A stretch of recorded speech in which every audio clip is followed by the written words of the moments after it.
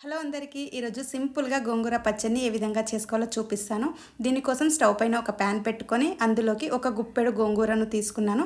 అందులోకి తగినంత పచ్చిమిర్చి, కొద్దిగా వాటర్ని వేసుకొని కొద్దిగా చింతపండు వేసుకొని మగ్గించుకోవాలి. ఈ విధంగా వాటర్ అంతా పోయేంత వరకు మగ్గించుకోవాలి. ఆ తర్వాత ఒక మిక్సింగ్ బౌల్ తీసుకొని ఇందులోకి ఒక 10-12 వరకు వెల్లుల్లి, 1 స్పూన్ వరకు జీలకర్రను వేసుకొని మనం ఉడికించి పెట్టుకున్న గోంగూర పచ్చిమిర్చిని వేసుకోవాలి. అందులోకి తగినంత సాల్ట్ను వేసుకొని మిక్సీ పట్టుకోవాలి. ఈ విధంగా ఫైన్గా మిక్సీ చేసుకున్న తర్వాత ఇందులోకి ఒక మీడియం సైజు చిన్నగా కట్ చేసి పెట్టుకున్న ఆనియన్ని వేసుకోవాలి. వేసుకొని ఒక పల్స్ ఇచ్చుకోవాలి. మళ్ళీ ఈ గోంగూరలో ఆనియన్ వేస్తే టేస్ట్ అనేది చాలా బాగుంటుంది మనకు. ఇలా వేసుకున్న తర్వాత ఇప్పుడు దీన్ని పోపు పెట్టుకుందాం.